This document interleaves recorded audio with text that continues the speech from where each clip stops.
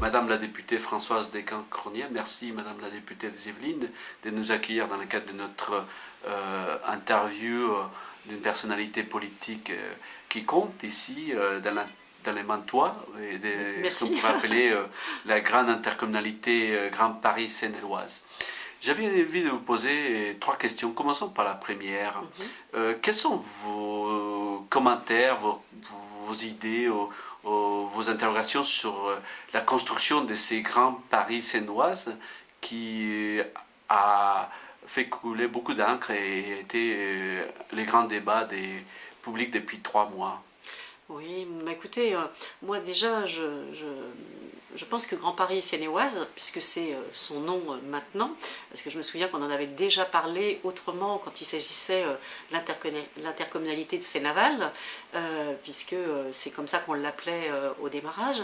Je vous avais déjà dit que j'étais complètement favorable à ce type d'intercommunalité. D'ailleurs, dans le projet de loi qui est devenu la loi sur laquelle j'avais beaucoup travaillé dans le cadre de la commission des lois et à l'Assemblée nationale, j'étais favorable dans l'unité urbaine à des intercommunalités assez imposantes dans le cadre du seuil d'habitants, et dans la loi nous avions effectivement mentionné 200 000 habitants. Après, moi je considère que c'est pas simplement un seuil de 200 000 habitants qui fait une bonne intercommunalité avec des compétences très structurantes, et notamment par rapport au développement économique, au transport, à l'aménagement, enfin tout ce qui peut permettre de travailler aux grands projets qui peuvent donner de l'attractivité à une intercommunalité. Mais il faut choisir le seuil qui est pertinent par rapport à d'abord ou des habitudes de travail ou un espace sur lequel on pouvait avoir une habitude de travail. Et j'ai pensé que l'espace de la Seine-Aval, tel qu'elle était dans l'espace de l'opération d'intérêt national, pouvait correspondre à une intercommunalité qui permette justement de travailler sur ce type de compétences. Alors ce que je vois, c'est que Grand Paris Seine-et-Oise n'est pas complètement sur l'étendue de l'opération d'intérêt national Seine-Aval, puisque le Bonnièrois n'en fait pas partie, et que moi j'étais partisane de faire en sorte que le Bonnièrois intègre le Grand Paris Seine-et-Oise, puisque ça correspondait aux limites de l'opération d'intérêt national Seine-Aval. Donc moi j'étais plutôt favorable à ce type d'intercommunalité, tout en sachant que ça peut être bien qu'à partir du moment aussi où on travaille aussi, parce que c'est une intercommunalité sur un espace étendu sur la vallée de la Seine. Avec multipôle. Voilà, multipôle, et non pas avec un gros pôle, avec une périphérie. Donc on a 3 pôles qui sont pour moi importants, et pour lesquels il faut justement jouer sur les différentes synergies qu'on peut avoir sur ces pôles-là, mais en se reposant quand même sur ces pôles-là pour en faire des pôles de proximité.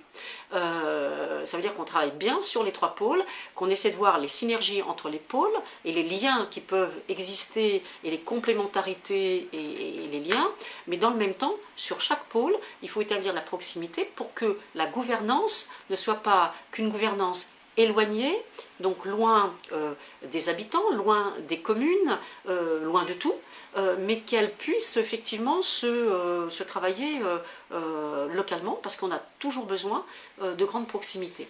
Et ça me paraît important, et une intercommunalité de 400 000 habitants ou 300 000 habitants, parce que c'est pareil, en même temps, c'est une grosse interco, elle peut ou bien fonctionner, ou complètement rater. Il y a vraiment à jouer de 2 façons, très structurante sur la globalité du territoire, et puis de façon plus fine sur chaque territoire qui a des spécificités, et qui a à la fois des élus, une société, des acteurs de terrain aussi, qui ne demandent qu'une chose, c'est de participer activement aussi à la réussite d'une intercommunalité de ce type. On a vu déjà 3 assemblées délibérantes de ces grands paris sénoises, et tel que ressortent des écrits des journalistes et autres, c'est devenu quand même un grand bazar, une sorte de foire partout. C'est quand même compliqué de vous croire en voyant la réalité du terrain. Alors moi, je le dis de l'extérieur, puisque je ne suis pas conseillère communautaire, mais vous touchez le fond et la forme. C'est un problème d'organisation. On ne peut pas attaquer...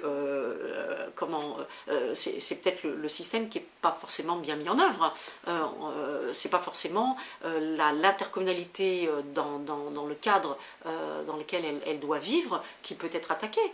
Moi je dis toujours, les choses elles peuvent marcher quand on est bien organisé. Peut-être que là, c'est le démarrage aussi, peut-être aussi attendre un petit peu. Mais je pense que l'organisation est ce qui peut permettre de réussir ou finalement de ne pas bien réussir. Voilà, mais effectivement, j'ai bien entendu et j'ai bien vu aussi, parce que j'ai été sur place aussi au moment de certains conseils, que c'était... Notamment le dernier, le 21. Je n'étais pas le dernier, mais je l'ai beaucoup entendu aussi. Voilà. Bon, il faut que ça aille mieux. C'est pas digne d'une assemblée. Voilà. Délibérante quand même. Voilà, enfin bon, j'espère qu'il y aura un sursaut par rapport à cette organisation. Je pense qu'il y a à l'intérieur de cette intercommunalité, parce que j'en connais du personnel de certaines de ces intercos qui ont fusionné, des personnels de grandes compétences et qui pourraient effectivement, s'ils sont utilisés, employés comme il s'y est, pour être des personnes qui peuvent être de bons conseils. D'accord. Un des éléments de la réflexion et de ce que nous avons observé, c'est aussi que pour l'élection du président de la Grand Paris sénoise, on avait, on va dire, la concurrence des personnalités, des méthodes de travail et non pas des projets. Et finalement, les conseillers communautaires ont voté pour une méthode, une personnalité, que ce soit l'un ou l'autre, mais finalement on n'a pas de projet dans ces schémas-là. Quel est votre avis sur la question? Alors je ne sais pas si les élus conseillers communautaires ont voté pour une méthode plus que pour un projet, parce que bon, moi j'ai entendu les différents élus faire leurs propositions, et je pense que c'est pas forcément des méthodes qui ont été choisies, ou alors si c'est des méthodes, c'est pas forcément celles qui étaient dites, parce que quelquefois elles avaient l'air de se ressembler bien quand on entendait les deux candidats, enfin il y avait 3 candidats, mais les 2 candidats qui étaient parmi ceux qui ont eu le plus de voix, je dirais. Ils étaient tous de droite, vous allez me dire. Oui. Mais la gauche n'a pas présenté non, mais c'était pas par candidat. rapport à ce type de positionnement que j'évoquais les choses. C'est que je pense que les jeux étaient pratiquement faits avant, par les concertations, les négociations, les pressions. Autrement dit, vous voulez dire que la démocratie était bien organisée alors? Oui, je crois qu'elle était pré-organisée. Voilà. D'accord. Bon, on reviendra plus tard sur cette question du projet. Parce que... On verra par la suite. Mais à vrai dire, normalement, une intercommunalité, ce doit être, et c'était le départ de la loi Chevènement, et la loi Voynet aussi, fin des années 90, voilà, début 2000, 99, la loi Chevènement, c'était des intercommunalités de projet. Donc, moi je pense qu'on ne peut s'associer que pour faire du projet. Et le projet, c'est pas forcément l'accumulation ou l'addition des projets des 6 intercos qui ont fusionné. Parce qu'il faut dépasser ça, c'est pas 1 plus 1 plus 1, normalement ça doit faire bien plus quand on fusionne une interco pour avoir du projet beaucoup plus structurant et qui permette d'aller plus loin. On est loin de compte quand même. J'ai l'impression qu'on n'est vraiment pas encore prêt à sortir parce un que projet intercommunal. Je pense là, en plus de ça, qu'il y a eu en même temps plus de difficultés mises dans la besace, puisque il ne s'agissait pas simplement de fusionner 6 intercos, mais par ailleurs, en même temps, de transformer les intercos qui étaient plutôt en communauté d'agglomération en communauté urbaine. Donc il y a eu finalement 2 procédures dans le même temps, la fusion et en même temps la transformation de communauté d'agglomération en communauté urbaine. Donc c'est charger beaucoup la barque dans le même temps. Et c'est aussi pour ça que les communes ont, la communauté urbaine a dû, pour ne pas avoir toutes les compétences à gérer dans le même temps, à finalement déléguer aux communes partie des compétences qui sont des compétences de la communauté urbaine pour faire une transition sur un an. C'est une espèce de rétrocession en temporaire. quelque sorte, on peut dire, vous avez raison. C'est compliqué tout ça, pour les communs des mortels. Justement, un des griefs des petites communes, et notamment les communes rurales, qui sont quand même, je vous rappelle, qui font partie de la majorité de cette intercommunalité, disent que c'est la fin de leur pouvoir de maire. Finalement, l'action que j'ai envie de vous poser, est-ce que par la construction de ces méga intercommunalités, nous sommes en train de finalement détruire la cellule communale? Oui. Alors, moi, je ne pense pas vraiment. Mais je pense qu'il faut que les communes, et donc les élus des communes, parce que les communes, elles sont incarnées en même temps, bien travaillent autrement. Et je pense que encore plus qu'avant, elles doivent être, et ça c'est un défaut, c'était déjà un défaut, il faut que les communes soient, et leurs élus, soient en même temps plus le relais de l'intercommunalité, et qu'elles se sentent en même temps acteurs de l'intercommunalité, et qu'elles ne soient pas simplement l'élu de la commune. Et je pense que régulièrement avant, et il ne faudrait pas que ça perdure, des fois les maires, les élus, quand il y avait quelque chose qui ne marchait pas, c'était l'interco, donc c'était pas eux. Voilà. Et ben moi j'ai toujours dit que quand on est maire dans une intercommunalité, eh bien on est à la fois maire, mais on est à la fois une partie de l'intercommunalité. Et quand on est partie de l'intercommunalité, on ne représente pas que sa commune, on représente un intérêt beaucoup plus global.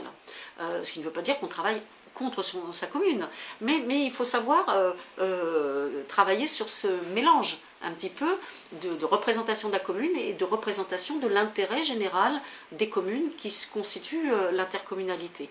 Donc moi je pense très sincèrement que les élus vont devoir à la fois être le relais de ce qu'ils pensent être bon pour leur commune ou les communes au niveau de l'intercommunalité, ils sont un relais de remontée des besoins à satisfaire, etc. Et que dans le même temps, ils doivent être le relais de la gouvernance intercommunale et la proximité auprès et dans l'explication auprès de la population et des élus du conseil municipal et des acteurs en même temps qui font la vie des communes et donc la vie de l'intercommunalité. Voilà, il faut se considérer comme un morceau de cette intercommunalité, le vivre pleinement et donc être un véritable acteur. Donc ça veut dire qu'il faut aussi du volontarisme et pas simplement dire c'est compliqué, on ne va pas nous entendre, etc. Non, il faut être présent, dire les choses et aller de l'avant. Moi je pense que c'est aussi parce qu'on ne démissionne pas de ce rôle-là qu'on peut être davantage entendu. Et si on ne l'est pas, eh ben c'est qu'il y a un véritable problème de gouvernance au niveau de la gouvernance de l'interco. On verra si cette gouvernance et l'équipe qui est constituée telle qu'elle est là sera capable d'entendre et d'assumer de cette façon-là leurs responsabilités. En tout cas, moi j'y serai vigilante. Dernière question, c'est presque un joker.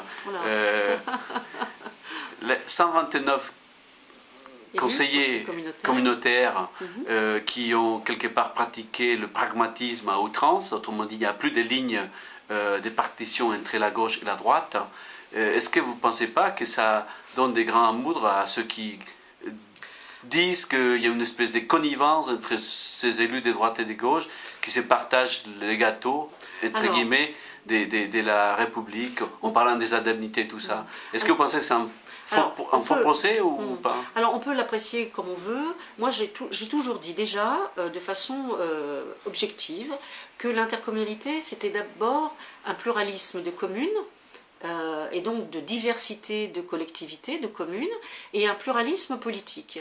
Moi, j'ai toujours souhaité, y compris dans la communauté, dans l'agglomération, la CAMI, dans laquelle j'ai été vice-présidente assez longtemps, j'ai toujours prôné que, à partir du moment où l'intercommunalité c'était le reflet de ce pluralisme de communes, eh bien, il était souhaitable que, quelles que soient les sensibilités politiques, on doive siéger dans un exécutif commun. Alors ça c'est la base. Alors après, je n'ai pas participé, donc je ne sais pas comment se sont faites les négociations, etc. Et donc, parce qu'on entend de part et d'autre des choses. Moi, je n'ai pas participé, donc je ne sais pas définitivement comment ça s'est passé exactement. Par contre, ce que je peux dire, c'est que je ne confonds pas entre ce qui doit être le cadre d'un exécutif pluraliste et que je défends, et la façon dont les choses ont pu se pratiquer. Et ça, je ne peux pas en parler de façon directe parce que je n'ai pas été associée aux négociations qui ont pu avoir lieu. Mais qu'il y ait dans un même temps, à partir du moment où il n'y a pas des pressions, des négociations par rapport, non pas simplement à des postes pour les uns et pour les autres, mais des négociations pour qu'il y ait une représentativité, moi j'y suis favorable. Après, ça dépend comment c'est fait. Hein. Mais quand vous voyez par exemple le maire des Limay, pour ne pas le nommer, qui s'oppose à l'intercommunalité et après il se trouve comme vice-président de l'intercommunalité et en plus chargé de l'environnement, chose qu'il maîtrise très mal. Ça, je ne peux pas porter un jugement sur le sujet. Moi, je vous parle de façon globale parce que sinon, je prends chaque vice-président et chaque... voilà, et après, c'est une affaire de personne. Moi, je pense qu'il ne faut pas... quand il y a des affaires de personnes, moi, je condamne. Hein. Moi, je pense qu'il faut... et je n'ai pas dit que c'était le cas là, il faut la meilleure...